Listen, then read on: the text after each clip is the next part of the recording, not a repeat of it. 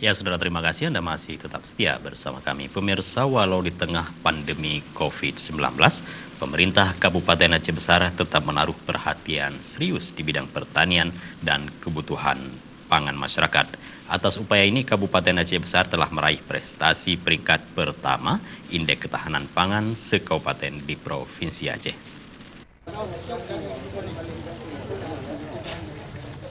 Keberhasilan Kabupaten Aceh Besar meraih prestasi peringkat pertama Indeks Ketahanan Pangan IKP se-Kabupaten di Provinsi Aceh dan Kabupaten Aceh Besar mampu naik di peringkat ke-73 nasional, merupakan bentuk keseriusan dan perhatian Pemkab pada sektor pertanian dan ketahanan pangan. Kepala Bapeda Aceh Besar Rahmawati menyampaikan, pembangunan sektor pertanian dan ketahanan pangan merupakan salah satu prioritas utama dalam visi misi pemerintahan Mawardi Ali Walid Husaini. Prestasi ini tidak lepas berkat kerja keras dan dukungan semua pemangku kepentingan, termasuk OPD, Forkopimda, pelaku sektor pertanian, dan ribuan petani yang selama ini sangat aktif melakukan aktivitas di sektor pertanian.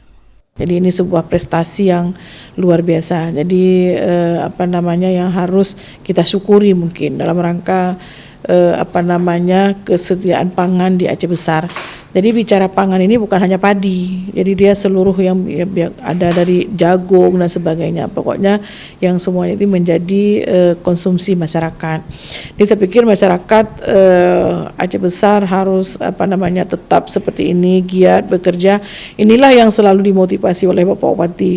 Kita hari ini memang situasi Covid, tapi dalam Covid ini tentu saja perekonomian rakyat kan tidak boleh mati. Jadi beliau ingin motivasi bagaimana caranya di satu sisi kita terus menjaga protokol Covid, tapi di sisi lain kehidupan masyarakat, terutama perekonomian masyarakat itu tetap harus dipertahankan.